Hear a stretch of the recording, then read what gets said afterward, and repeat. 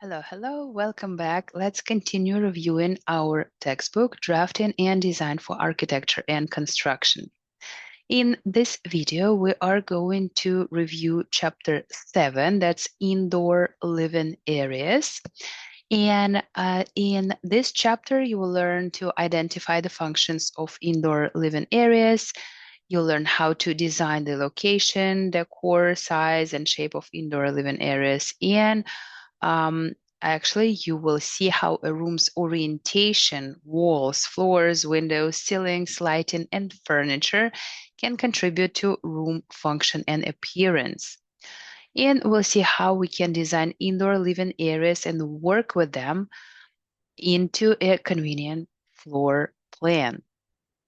There are a few terms that you need to know. So there are different types of plans, open and closed.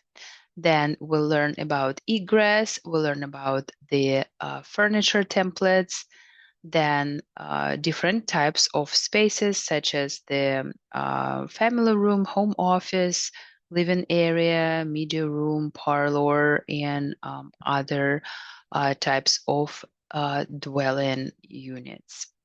So, first of all, the living area is where the family entertains, relaxes, dines, listens to music, watches TV, enjoys hobbies, participates in other recreational activities. So, basically, this is where all the life inside the house happens.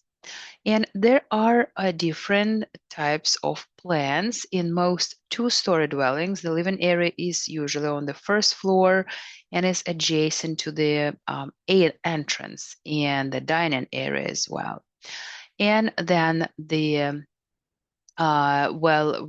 we see the split level homes or one-story homes with basements, part of the living area may be located on the lower level as well. So the living area can be divided into a few smaller places, such as dining area, then family room, great room, recreation, special purpose rooms, such as, for example, den or home office, or media room, or studio, whatever happens there, depending on the family.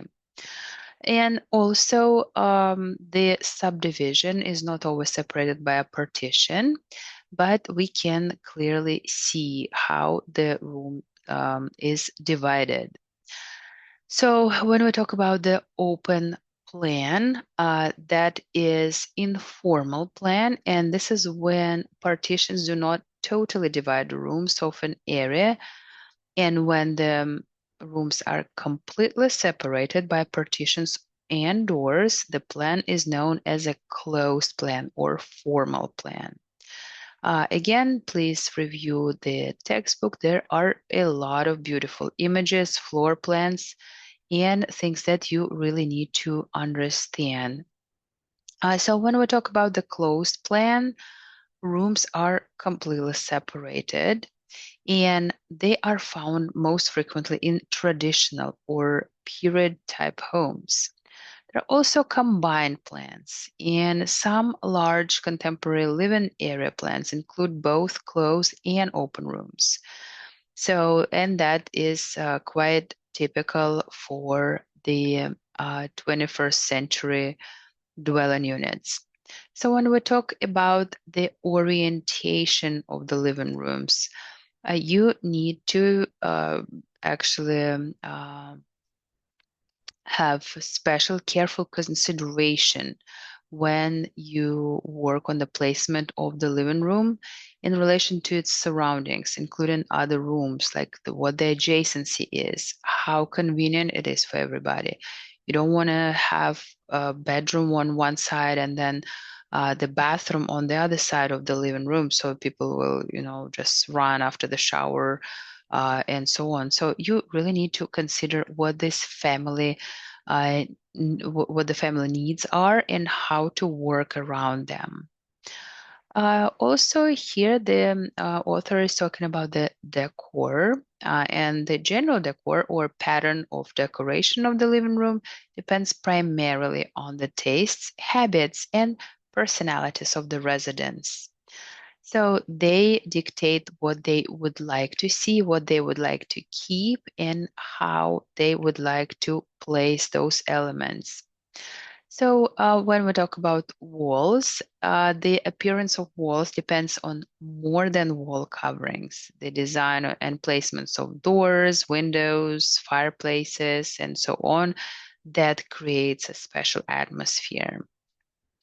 Also, windows are critically important in the living room, and they are an integral part of the wall. And also, we need to understand how the windows are correlated with the furniture. So when the designer, the interior designer plans the furniture, it's best to coordinate that with the architect if that goes together, because sometimes like if it's bed frame, we don't want that to cover the windows and so on. So when we talk about the flooring, the living room floor should reinforce and blend with the color scheme, textures, and overall style of the living room. So exposed hardwood flooring is probably the best, and they are like tile floor sometimes is appropriate for the living room, or throw rugs or some other types of laminated floors and so on. So something that is easy to clean and durable. So let's talk about the ceilings. The most conventional ceilings are just flat surfaces covered with plaster or gypsum board and then painted. But there are some more elaborate ceilings available as well. And some interior designers really do a good job just planning and designing those ceilings. General lighting refers to illuminating the entire room and is often accomplished through the use of ceiling fixtures.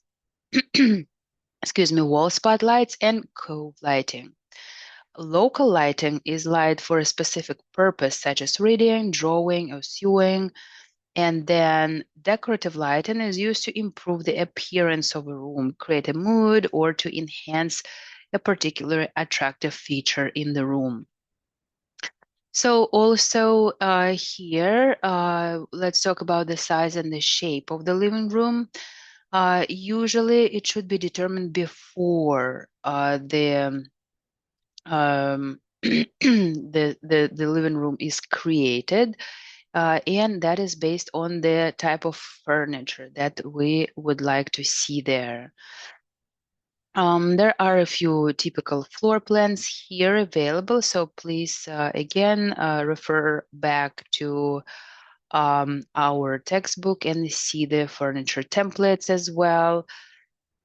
And they can be used when you design your room. So, and they are to scale. So you can plan and design using those, because those are the most typical elements, such as some seating arrangements, couches, armchairs, just regular chairs, and so on, and some other tables and other things. So that's just kind of like to simplify the planning. In the dining facilities, it may be located in many different areas depending on the residents' needs and preferences. And it should be adjacent to the kitchen, just because that's that makes the most sense, because when you bring the meals to the table, you don't want to just walk around the whole house. It needs to be close enough. Also, when we talk about the decor, excuse me, the decor of the dining room should blend with the remainder of the house. So typically the floor, walls, and ceiling treatment of the dining area should work well with the decor of the living area, and just should be in they should look good together. Again, the dining area is determined by the size of the family, the size and amount of the furniture that people want to place there, and the clearance and traffic areas needed between pieces of furniture. And again, if there are any accessibility needs, that should be taken into consideration as well when you plan things. A few more templates here, just there are typical uh, tables with and without the chairs, and also the height of the chairs, the height of the table, and that is all ergonomics. That's based on the human body size. So family rooms is another good thing to design. So the trend moved towards more informal living. So, and the majority of homes today are designed to include a family room. So, and the purpose is to, provide facilities for family-centered activities. That's what the name comes from.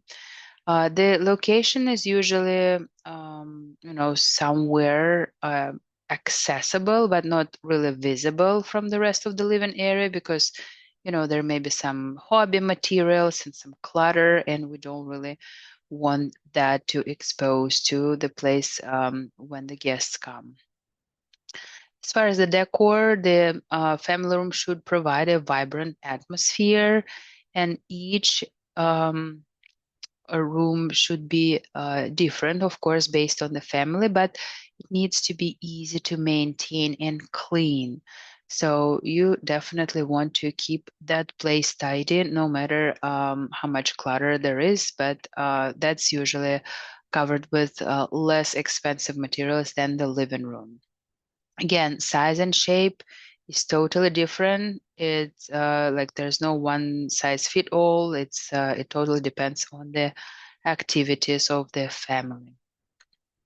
There are also special purpose rooms, and that can be recreation rooms or game rooms or playrooms, and it can be really different, and like people have different hobbies, different types of leisure that they want to spend. So there can be like a pool table, or there can be just like a movie theater, or people have some like rock climbing or something like that. So people are really different. Now with COVID, now we have home offices. That is important as well. So it needs to be designed appropriately. It needs to have access to the internet and all the lighting, and also it needs to have a nice background because a lot of people have meetings from the home office. So you want that to look nice, not just like a messy bed in the background. And also, we need to plan the egress. So just because that office is usually a smaller place, we want to make sure that the egress exit is not blocked, and people can leave the room in case of emergency. So also here you can see the height of the screen, how to calculate that, and the width of the screen when you play in the entertainment rooms, like such as a movie theater. We definitely need to consider the body size when we do that. Fireplaces that can be different as well. It is an aesthetic and functional part of any living or sleeping area. And of course, there are massive just fireplaces, and there are tiny fireplaces. So we really need to consider how we want to plan that, because there is a freestanding fireplace. It can be open front. It can be open front and one side. It can be open front and back, so like a two-sided, and then there's a wall separating them. And it can be open front and two sides. It can be the fire pit open all sides. So there are so many different types of fireplaces. You really need to just design one that is good for your clients and that fits their needs. It is a great addition, not just for the northern states, but for the places where there are milder climates and the winters are not as severe. It can add really nice aesthetics to the room. So, and that concludes our chapter 7. Thank you so much. I will see you in chapter 8.